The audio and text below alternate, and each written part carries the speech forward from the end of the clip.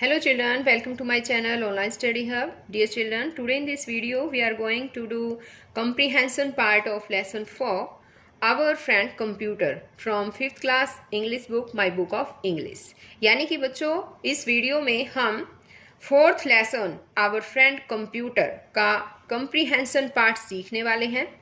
Video शुरू करने से पहले एक और बात बच्चों, अगर आपको मेरी वीडियो अच्छी लगे, आपके लिए मेरी वीडियो हेल्पफुल रही हो तो प्लीज़ इसको लाइक भी करें और अपने दूसरे दोस्तों के साथ भी इसको शेयर करें। हो सकता है कि उनके पास मेरी ये वीडियो ना पहुंची हो।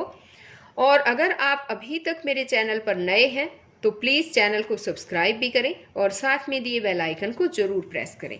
तो देखिए, we start here comprehension part. Question first is, read the following statements.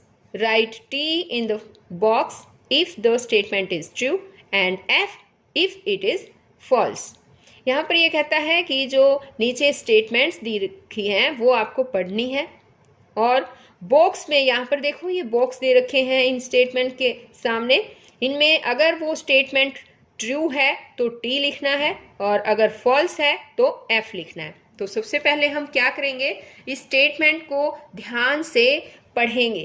तो देखिए, first statement is computer can not draw beautiful pictures and design buildings. कि कंप्यूटर सुंदर पिक्चर्स और बिल्डिंग्स के डिजाइन ड्रॉ नहीं कर सकता। तो बताओ बच्चों, कंप्यूटर नहीं कर सकता क्या? रॉन्ग, कर सकता है। ये तो फॉल्स है ना?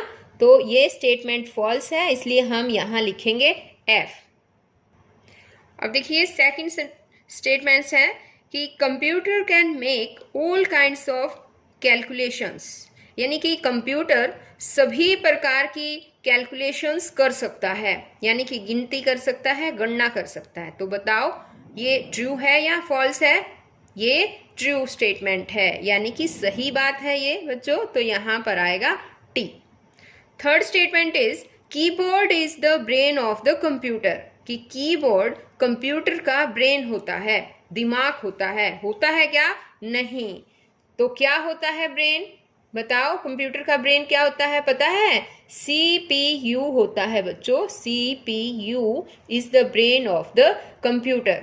तो ये स्टेटमेंट रॉन्ग है ना? तो यहाँ पर क्या आएगा? फॉल्स है, यानी कि तो यहाँ पर आएगा एफ। नेक्स्ट स्टेटमेंट है even blind people can use the computer very effectively.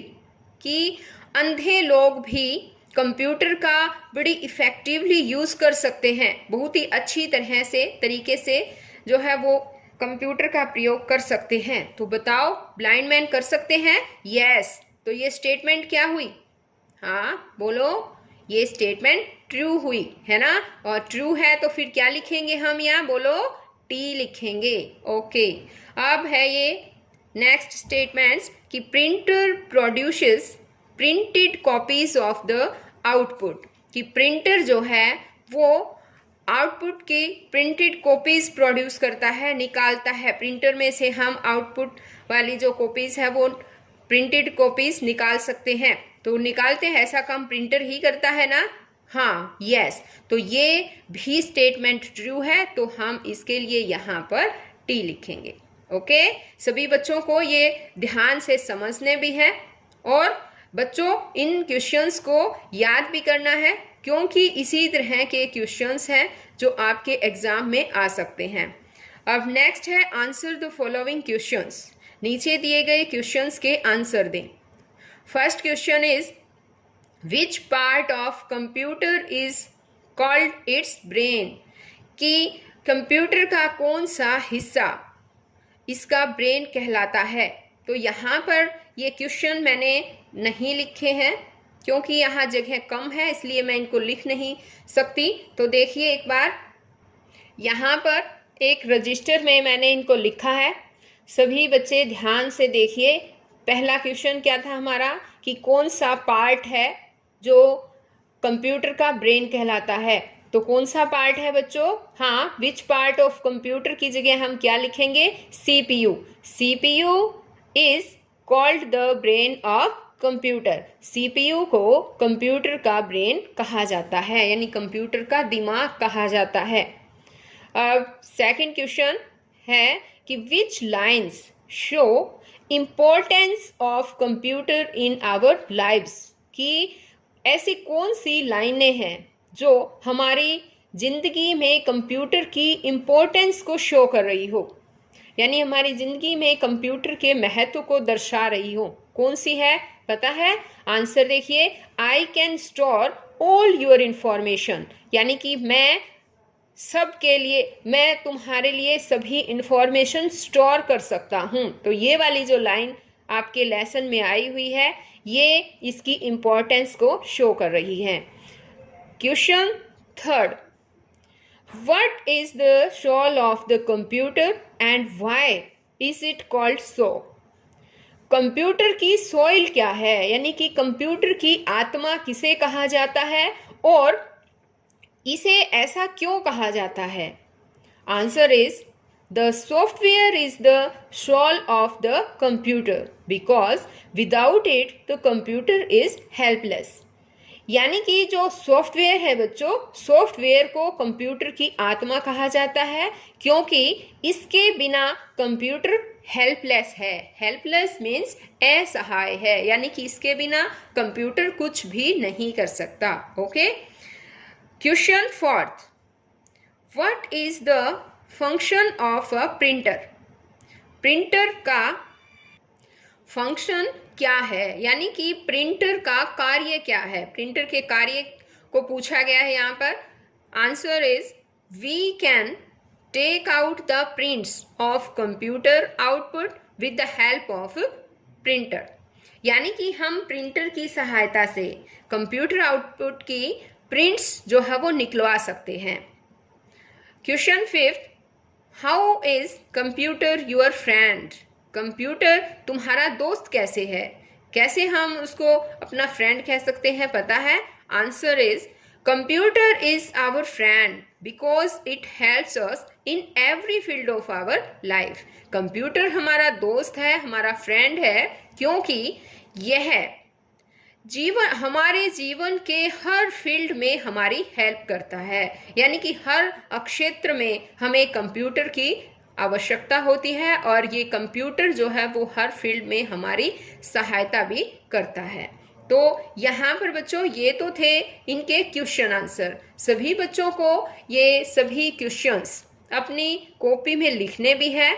सबसे पहले तो आप इन क्वेश्चंस को ध्यान से सुनेंगे और समझेंगे, क्योंकि साथ ही मैंने इसमें इनकी हिंदी भी करवाई है, हिंदी करवा कर भी इनको समझाया है।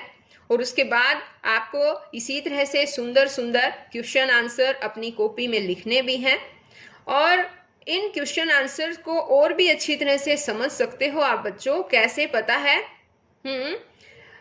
लेसन को अच्छी तरह से रीड करके, और लेसन को रीड करना मैंने पहले एक और वीडियो बना रखी है, उसमें सिखा रखा है और मेरे चैनल ऑनलाइन स्टडी हब की प्लेलिस्ट में आपको जाकर ये लेसन मिल जाएगा। और उसे सबसे पहले तो लेसन को रीड करना सीखिए। उसके बाद आप जो भी आपसे क्वेश्चंस पूछे जाएंगे उनके आंसर्स आप इजीली दे पाएंगे। और एक और बात बच्चों, लेसन को रीड करना आना चाहिए, ये भी ज़रूरी है। और मैंने लेसन को ट्रांसलेट भी कर रखा है, इंग्लिश से हिंदी में ट्रांसलेट किया हुआ मिलेगा आपको, तो समझ में भी ज़्यादा इजीली आएगा। और अगर एक बार आपको लेसन रीड करना आ जाएगा तो आपको तो इंग्लिश भी पढ़नी आ जाएगी, है ना? वर्ड मीनिंग भी याद हो जाएंगे और इस तरीके से आपके लिए क्वेश्चन आंसर को अच्छी तरह से करना तो बहुत ज़्यादा इजी हो जाएगा बच्चों। तो अगर आपने इस लेसन को अच्छी तरह से रीड नहीं किया है तो आप प्लेलिस्ट क्लास 5th की प्लेलिस्ट में जाकर और उनको रीड करना सीख सकते हैं। तो बच्चों आगे जो वीडियो और मैं डालूंगी उसमें मैं वोकेबलरी पार्ट जो है आपको समझाऊंगी और वोकेबलरी पार्ट के साथ साथ ग्रामर पार्ट भी है, उनको भी आपको अच्छी तरह से समझाया जाएगा। इसके लिए आप एक बार, अगर आपने अभी तक मेरे चैनल को सब्सक्राइब नहीं किया है तो मेरे चैनल ऑनलाइन स्टडी हब को सब्सक्राइब भी कर लें, क्योंकि इससे फ़ायदा आपका ये होगा बच्चों कि आपको किसी भी तरह की ट्यूशन पर जाने की और ट्यूशन पर खर्चा लगाने की भी ज़रूरत नहीं होगी। मेरे चैनल पर आपको अपने सिलेबस के हिसाब से सभी प्रकार की वीडियोस मिलेंगी और आप उन्हें देखकर अच्छी तरह से पढ़ सकते हैं। तो बच्चों, हम फिर मिलते हैं नई वीडियो में इसी लेसन के वोकेबलरी पार्ट के साथ। ओके, तब तक के लिए बाय बच्चों।